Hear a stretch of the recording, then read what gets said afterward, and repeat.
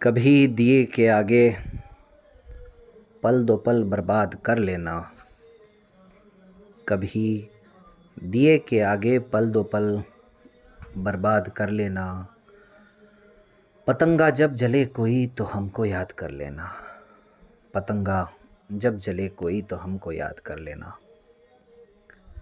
नमस्ते recording club, मैं RC Sandeep हाजिर हूँ आज the story of recording club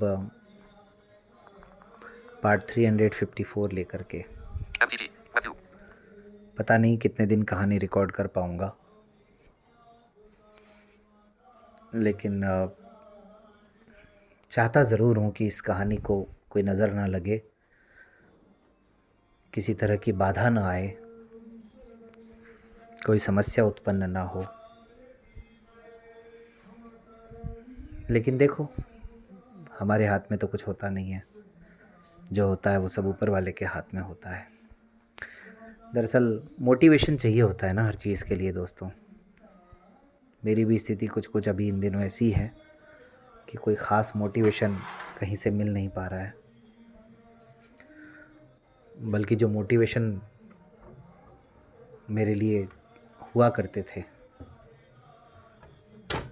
वो मोटिवेशंस भी अभी मेरे पास इन दिनों में नहीं है। तो बात चल रही थी कैसे रिकॉर्डिंग क्लब का यूट्यूब चैनल मोनेटाइज हुआ और कैसे वो वर्कशॉप हुई। तो अक्टूबर महीने में, संभवतः मुझे जहाँ तक याद आता है 3 अक्टूबर 2020 को, वो जो करियर पर जो वेबिनार होना था उसकी पूरी तैयारियां हुई और जैसा सोचा गया था उसी के अनुरूप, उसी के अनुसार, चूँकि टाइम लिया हुआ था निकिता जी से, उस कार्यक्रम में काफ़ी लोग थे हमारी टीम की तरफ से।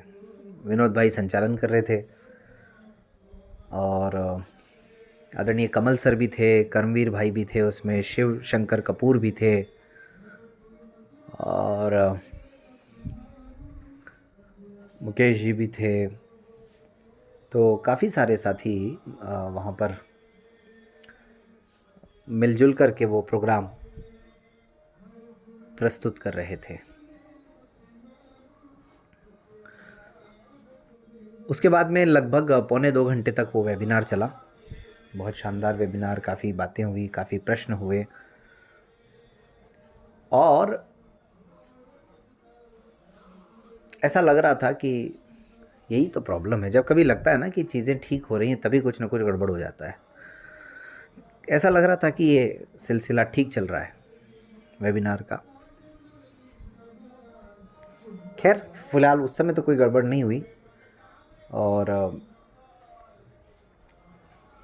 वो प्रोग्राम जब अपलोड हुआ, यूट्यूब पर आया, तो उसके बाद हमारे एक सदस्य रहे हैं, मतलब एक परिचित साथी रहे हैं। वैसे मेरा मिलना जुलना नहीं हुआ कभी उनसे। तो जब मैंने वो सब जगह सर्कुलेट किया उस लिंक को, तो उसके बाद एक साथी हैं हमारे विशाल, उनका मुझे मैसेज आया। शायद वो दिल्ली में थे उन दिनों या मूल रूप से हिमाचल के हैं शायद वो, कि संदीप सर आप लोगों का चैनल तो मोनेटाइज हो गया होगा। मैंने कहा नहीं भाई, मैंने तो नहीं देखा। तो नहीं, एक बार आप ट्राई कीजिए, कोशिश कीजिए, हो जाना चाहिए उम्मीद, मतलब ऐसा लगता है मुझे।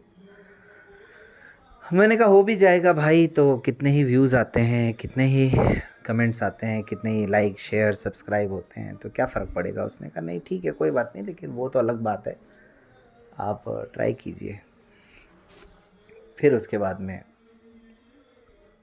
विशाल के उस मैसेज के बाद, चूँकि देखिए चाहे छोटे से छोटा व्यक्ति हो चाहे बड़े से बड़ा व्यक्ति हो, अच्छे काम में कम से कम क्रेडिट ज़रूर देना चाहिए। हाँ, अगर कोई बुरी बात है तो निश्चित रूप से उसका नाम लेने से बचना चाहिए, उसकी चर्चा जितनी ज़रूरी है उतनी ही करनी चाहिए, और यही कोशिश भी रही है अब तक, क्योंकि किसी को यहाँ पर इस मंच के माध्यम से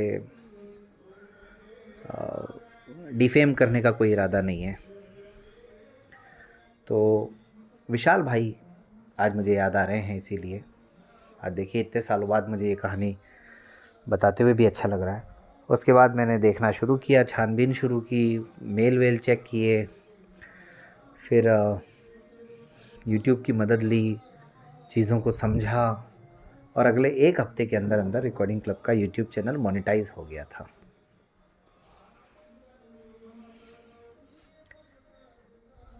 तो कभी कभी हम ये सोचते हैं कि यार पता नहीं कोई व्यक्ति कितना इम्पोर्टेंट होगा, नहीं होगा। हम लोग कई बार इस उधेड़-बुन में लग जाते हैं, लेकिन कोई भी व्यक्ति कभी भी किसी भी समय इम्पोर्टेंट हो सकता है, उसकी सलाह इम्पोर्टेंट हो सकती है। अगर उस समय उनका वो मैसेज ना आया होता तो तब भी शायद बहुत लंबे टाइम तक मैंने नहीं देखा होता। उन दिनों लगभग दिवाली पर 2000 सब्सक्राइबर भी पूरे हो गए थे रिकॉर्डिंग क्लब के, और ठीक चल रहा था सब कुछ। सॉरी। तो फिर मैं आज इस कहानी के माध्यम से विशाल को धन्यवाद देता हूँ। अब बात यहीं पर नहीं रुकी।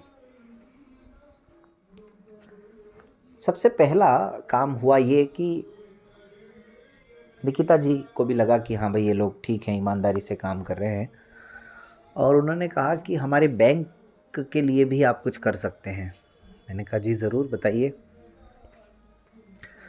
अच्छा, तब तक हमारे जो साथी हैं शिव कुमार बनखेड़े, वो भी बैंक ऑफ बड़ौदा में ही हैं, और वो तो लगभग उदयपुर कन्वेंशन से ही, यानी 2017 से मैं उनको जानता रहा हूँ।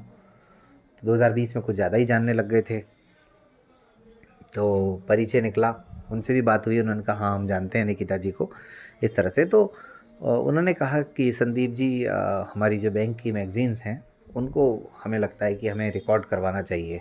मैंने कहा बिल्कुल मैम, हम तो तैयार हैं। तो वहीं से एक पहल शुरू हुई। उन्होंने सबसे पहले तो पता नहीं कोई क्रेडिट एक्सपोजर मैनेजमेंट पॉलिसी ऐसा कुछ था, मतलब कोई वो बुक रिकॉर्ड करवाई एक तो, और उसके बाद में बैंक की 2 मैगज़ीन्स निकलती हैं।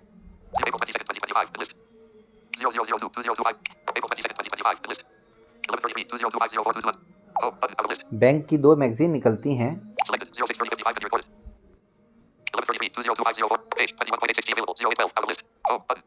एक तो बैंक ऑफ बड़ौदा में निकलती है बॉब मैत्री, और दूसरी निकलती है अक्षयम। और अक्षयम जो है वो हिंदी की है, बॉब मैत्री हिंदी और इंग्लिश दोनों में है। तो दरअसल निकिता जी ने इस पूरे प्रोजेक्ट के लिए पहली बार इंटरेस्ट लिया, और उसके बाद शिव भाई ने उसको पूरा कोऑर्डिनेट किया, आगे बढ़ाया, और एक जिम्मेदारी ली कि हाँ भाई इसमें जो कड़ी का काम है बीच में वो मैं करूँगा, और आज तक शिव भाई करते आ रहे हैं। तो शिव भाई का भी धन्यवाद। और अब तो शिव भाई हमारे कोर मेंबर भी हैं, आप सब जानते हैं उन्हें, एमपी से जो हैं, जबलपुर से। तो बॉब मैत्री और अक्षयम 2020 के एंड में जब से हमें मिलना शुरू हुई पहली बार दोस्तों, तब से रिकॉर्डिंग क्लब की तरफ से रिकॉर्ड की जा रही हैं।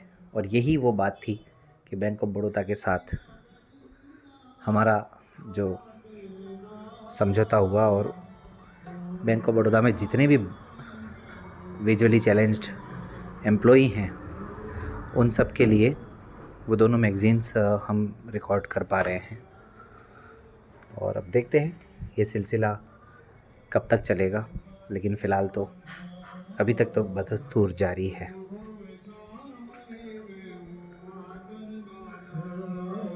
अब बीच बीच में इसमें कई बार अड़चनें भी आईं, लेकिन अब निकिता जी से संपर्क नहीं है, अब सारा काम शिव भाई से ही हो जाता है, और शिव भाई संभाल लेते हैं इन चीज़ों को। तो ये भी अच्छी बात है। वैसे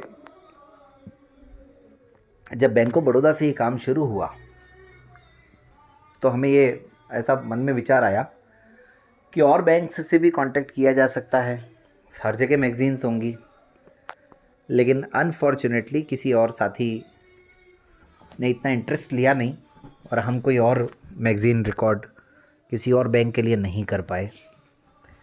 जिस तरह से बैंक ऑफ बड़ौदा के सभी एम्प्लॉयज़ पढ़ते हैं, उनके लिए ये 2 मैगज़ीन्स जाती हैं रिकॉर्डिंग क्लब की तरफ से रिकॉर्ड होके और उनके पूरे सिस्टम में सर्कुलेट होती हैं, लेकिन इस तरह से कहीं और ऐसा कुछ नहीं हो पाया।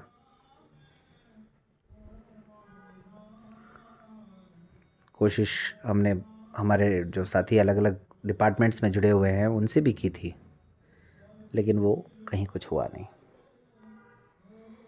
तो अब